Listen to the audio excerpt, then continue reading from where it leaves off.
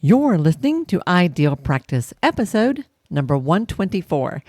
Today we're going to talk about what it means to thrive on uncertainty. Because, like it or not, that's pretty much what life as an entrepreneur is all about. But oh my gosh, when you get comfortable being uncomfortable, amazing things can happen. So, stay tuned.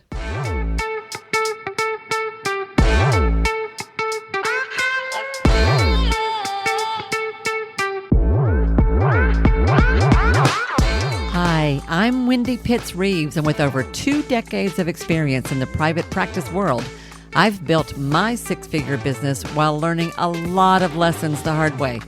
This is the first podcast that shows you how to apply the principles of energy, alignment, and strategy to build a practice that is profit-centered, but people-forward.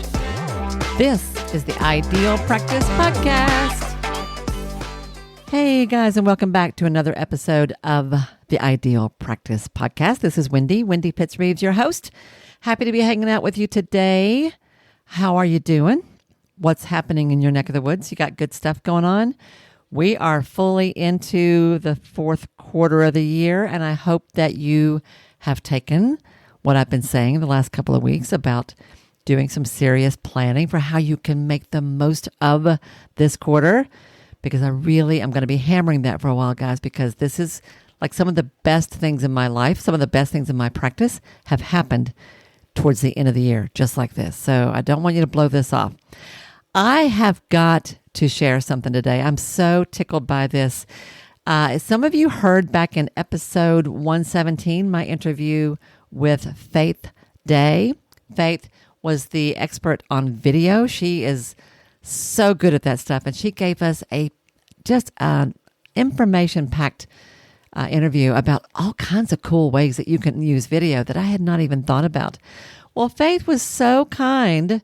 She told me that she had gotten a good response to that interview, and that you guys have been reaching out to her, which makes me really happy. And she wrote the sweetest review for me about the podcast, which I'm so grateful for.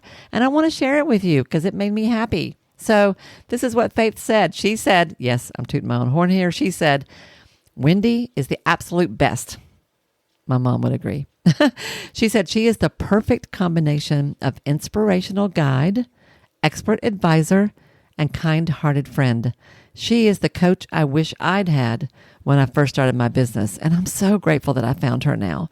Her podcast is a go-to for anyone who wants to thrive in their practice. Thank you for all you share, Wendy, she says.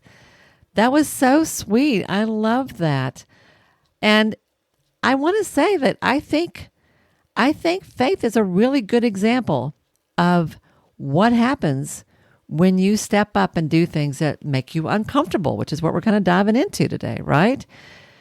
Y'all, there are so many times in my experience as a business owner when I have had to do something that I did not know how to do, or I sort of knew how to do it, but not really, or I was just kind of stumbling through things.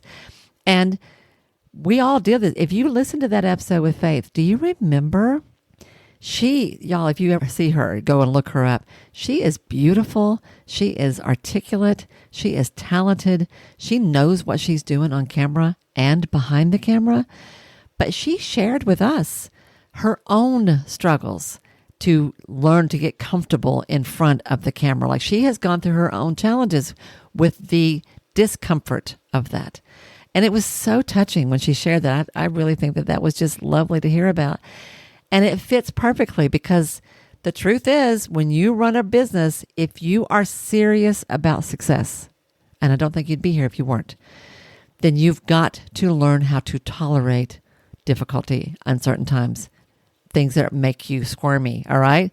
We all feel a little apprehensive, a little nervous when we're going to do something new. But we have to find ways to push through that discomfort or sometimes out and out fear and take action anyway. Take action anyway. Like, I was thinking about different times in my own work when I've had to do this. There are so many times when I'm like, I don't know how I'm going to do this, but I'm going to do this. So I am remembering, do you all remember back when teleclasses were the thing? This is before video, before online stuff, before Zoom. It used to be, this is back like around 2010, 2008 to 12, somewhere in that range is how I'm remembering this. It might have even been sooner than that, actually. No, it was back around then. There was a while there when the thing to do was to offer a teleclass, which was basically you would call in on your phone to a central phone number, and someone would teach a class by audio only, no visuals, just by audio. I remember I taught a class on how to take action on your big ideas and how to add experiential work to your practice. That's what I was focusing on at the time. And I can remember doing that teleclass in my counseling office at night in the evening, because that's when I thought I could get people. And I had people calling in from all around the country. And I was so nervous that I stood up and paced around my office barefoot the whole time I did that teleclass. I don't remember. I think I wanted to be grounded, like literally grounded. And I can still remember standing up and pacing around my office barefoot while I talked my way through that class. And I told you in that episode with Faith about the first video I did, because it took me 2 years to get up the nerve to make a simple video on my phone. And I did it on my front porch in a rocking chair with my arm holding my phone propped up on a stack of books. It was terrible, terrible. But I did it because there's a first time for everything. There was the first time I did a Facebook Live. Golly, you talk about scary. Live is a whole different animal because you can't go back and redo that. And I found that the other day. I'm not going to tell you how to find it. But I did find it the other day. And all the way through it, I didn't have the right mic. My necklace was bumping my mic, so you could hear that jangling all the way through. Well, you know what? When you are doing something new like that, teaching your first class, giving your first talk, offering your first five-figure offer, running your first group, hiring your first staff member, when you're doing anything like that in your practice, it's going to be scary. And you're going to have these like mixed feelings, right? Where on one hand, I can't wait. This is really cool and I really want to do it. And oh my gosh, I so don't want to do it. Like, there have been so many times when I was about to hop on a call with somebody or lead something, and I was so nervous I had to go for a walk and talk myself down from the ledge. Lots of times, guys. Like, y'all know one of my favorite quotes is that anything I've ever done that was worth doing initially scared me to death. That's one of my favorite quotes. It's true. It's just true. So I want to ask you this. What is it in your business, in your practice, that you need to do, that you want to try, that you're ready to step into, but you are hesitating to embrace? You're just like, Wendy, I just can't get myself there. I know I want to do this thing. Offer a class. Oh my gosh, think about videos. I've got a client right now who is in the middle of recording a series of videos she's going to put on her website that are addressing specific questions that clients ask all the time. And if I could show you how those videos look now compared to the first one she did a year ago, it's like night and day difference. It is so cool to see her growing level of confidence and ease and how natural she is on camera. And let me tell you, she wasn't like that in the beginning. It's so cool. What is it in your practice that everything in you tells you, I need to do this next, but you are holding back? Because whatever that is your growth edge. That is where you are being called to grow. Uncertainty is a fact of life, y'all, when you run a business. And I bet if I could sit across the table with you over a cup of coffee and I asked you about your work, about the people you serve, the people you help and how you help them, I bet you would glow. I bet you wouldn't blink to tell me about all the cool ways that you are making life better for your clients. And yet, when I ask you about your business, that's when you start moving in your chair. So how's your pricing structure? So how are you marketing these days? Marketing. I don't want to talk about marketing. How are you, when are you going to launch that group that you've been talking about doing for a long time? Isn't it time for you to offer a class to your audience? Don't you think that they would love to buy an opportunity from you to be able to learn on their own pace the cool stuff that you're teaching? When I start asking you that kind of stuff, yeah, that's when you might change the subject, get up and go to the bathroom, whatever. But y'all, here's the thing. To be successful, genuinely successful over time in a way that is thriving and sustainable and exciting, you have to be willing to step into the uncomfortable over and over again. I don't care how long you've been doing this. This is a fact of life. This being resilient, being adaptable, learning how to practice imperfection, all of that is critical. The danger, the problem that too many people have, or the mistake that I see a lot of folks make, not you, but a lot of other folks make, is that they are waiting I'm waiting until I feel like it. I'm waiting to be in the mood. I'm waiting for the right moment to act. I'm waiting for the market to be ready. I'm waiting for the economy to get better. I'm waiting for the right ideas to come. I'm waiting for the right team member to show. I'm waiting. We can wait till the cows come home, and we will always find a reason not to do the big thing that we need to do. I want to challenge you on that, because whatever this thing is that you have been sitting on, that you know is the next step for you, and trust me, there's one after that, and there's one after that, and there's one after that. But whatever just the next thing is, I want to tell you, I want to help you figure out how to take action on that. The first thing I want you to do is I want you to start small. Start small. Be willing to take tiny, imperfect steps towards that goal, towards that intention. Don't wait for everything to be perfect. Just so in this group that I run, Accomplished last week, we were talking about what it felt like when you started to put yourself first for once.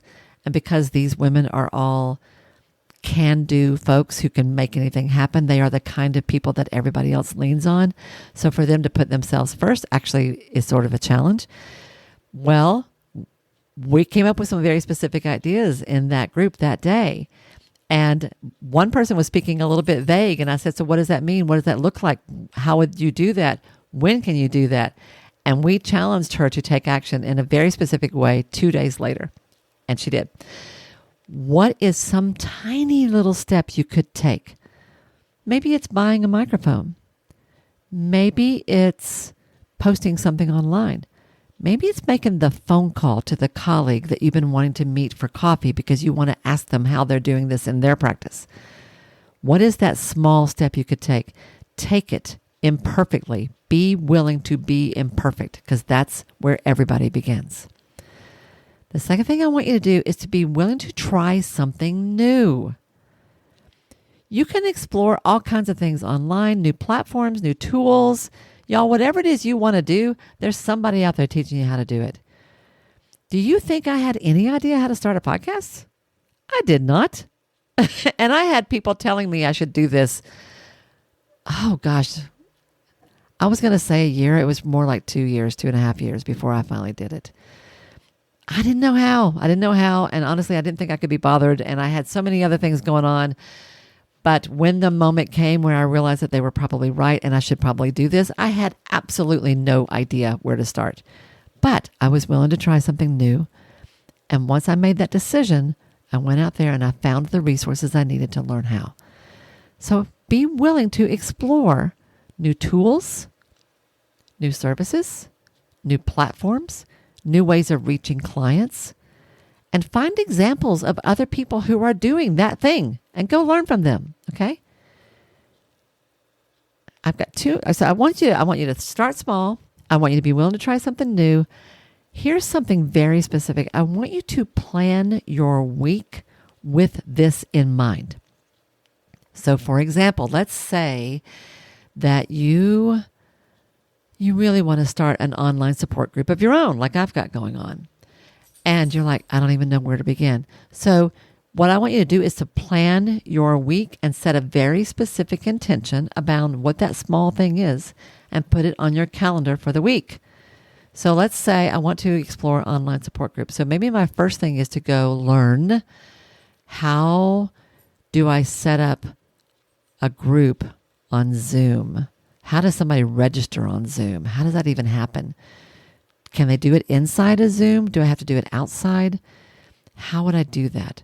Or maybe it's sitting down and mapping out just a description of what the group would do. Maybe it's brainstorming a list of 10 things you'd like to talk about if you had that group going. Maybe it's playing with the math. How many people would you need if you charged X amount to make a certain amount of money, and figuring out, kind of beginning with the end in mind, to make this worth your time? What do I need to bring in? Any of those will do. All of those are tiny first steps towards something new, right? Set a very clear intention for one step on this big idea and do it this week. Put it on your calendar.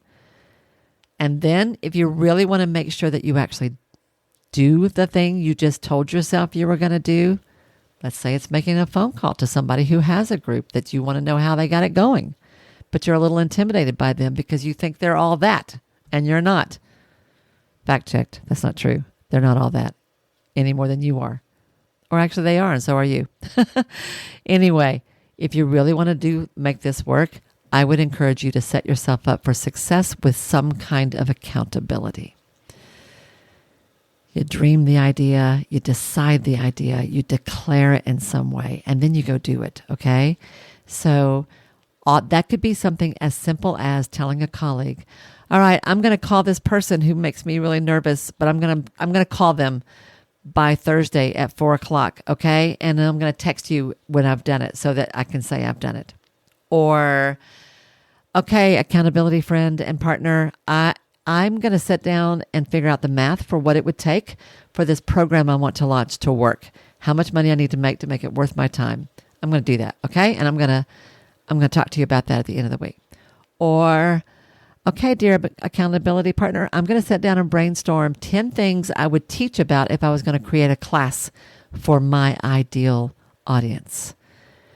And I'm going to send that to you in an email, not because I need you to do anything with it. I don't want you to read it. You don't have to give me any feedback. I mean, you can, but I'm just going to send it to you so that I do it. And I want to show you I did it. All right. I do this with people all the time as a coach. I have them text me or email me or send me a Voxer message that tells me they did what they said they were going to do. Because there's just something about that external accountability that will push you through. I've had people do that for me many, many times. I am so much more likely to do it when I know I have to tell somebody. All right. So there's something big you want to do. It's scary. Figure out what the baby steps are you can take action towards that. Be willing to try something that's a little uncomfortable. Go learn about it. Set a very specific intention on how you can take action on it this week and tell somebody you're going to do it. And you will do it. And guys, if you need it, use me. I'm happy to be your accountability partner. You can, in the show notes below this episode, there's a link you can use to text me. Text me and say, all right, Wendy, this is what I'm going to do this week. And then text me again later in the week. Tell me you did it. I'm happy to serve that role for you. All right. If you really want some help in this, let's say you've got a big idea, or just maybe it's a small idea, but it feels like a big idea. Whatever it is, you can't quite get yourself through the hurdle of taking action on it, or you are totally willing, but it feels a bit overwhelming and you're just not, you can't quite map it out. I'm happy to help you with that too. Let's set up a quick start consult. That's a 90-minute work session where we sit down together. If you're local, we can do it in person or we can do it online. Doesn't matter to me. And we can work that through and develop the plan and figure out what those baby steps are. I can help you with that. You can sign up for that yourself really easily. Go to wendypittsreeves.com/consult. wendypittsreeves.com/consult. Or if you just go to my website, click on Start Here at the top. It takes you to the same place. We can totally do that, and I will help you map out that idea, okay? That's fine too. Whatever I can do to help you take action, I want to do, because it is only by taking imperfect action on whatever the thing is that's scaring you next that you will become and grow into the awesome business owner that I already know you are meant to be. I love it so much. I'll tell you, I did that teleclass and, it was a little rough at first, but it got better. And I ended up offering several of those over time. The first one was not my best, but you know what? You got to start. I made that video. It was terrible. I made a lot of other ones later. I got through that Facebook Live. I did those things and then I did them again and I did them again and I did them again. And over time, I found help. I found a support group, my tribe that I've talked about on here before. I found coaches. I joined programs. I did whatever I had to do and I got better. I just kept trying and trying and trying. And after a while, you're not trying anymore. You're doing, right? And look, now I got a podcast and it's fun. It's fun. And things that I had no idea how to do a couple years ago, now I don't think anything about. I would love to see you do this. So here's what I want you to do.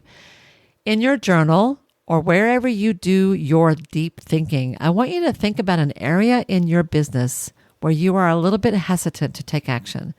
And I want you to write down 2 or 3 things you could do this week to move that idea forward.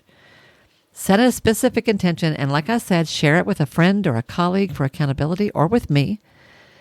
And just know that learning how to be comfortable being uncomfortable is the magic that's going to propel you forward, because you'll never stop growing. Once you do this, you'll be like, oh yeah, I get this. Been here before, I know how to do it. It's fine. This is all part of the process. Just like you say to your own clients all the time, right? Yep. All right. Well, that's what I've got for you today. I would love to hear what you do with this. Share it with me on Facebook or on LinkedIn. Thank you so much for tuning in here. And y'all, go do this and let me help you if I can. I'd be happy to do that. Next week on the podcast, we're going to be talking about something brand new that we haven't talked about here before. We're going to be talking about human design, which is a whole different way of thinking that will help you sort of learn how to work with your natural ways of being, your natural way that you want to work. That's going to make all of this easier for you. Yeah, when you work with your natural self, this hard stuff gets easier. So you don't want to miss that either. So be sure and turn into that. Have a great week, everybody. And I will see you next time right here on the Ideal Practice Podcast. Bye now. Hey, y'all. If this program has become important to you, if Ideal Practice matters, it would mean so much to me if you'd be willing to take just a minute to do 1 or 2 of the following things. First of all, would you follow or subscribe to the show here at Ideal Practice? Following me helps you because you'll never miss an episode, but it helps me as well for all kinds of reasons. To do that, all you have to do is go to the show page for Ideal Practice on Apple Podcasts or Spotify or wherever you listen to podcasts. There, just click on the plus sign that you'll usually find in the top right-hand corner, or click on the word follow that you're going to find somewhere there on that page. Of all the things, this really is the most important thing you can do for the podcast itself. While you're there, it would be extra special if you would be willing to give me a 5-star rating, and even better than that, a review with your own words. Your words matter. And when you write what you feel, what you think, you uplift and encourage others. And I love that. If you want to go a step further than that, take your favorite episode or 2, one of the ones that has meant a lot to you, and share it with a friend. Could you do 1 or 2 of those things for me? I promise I will love you forever. You guys matter to me, and I value your support more than I can possibly say. Thank you, sweet friend, for anything you can do to help me out and support the show. I'll see you again soon.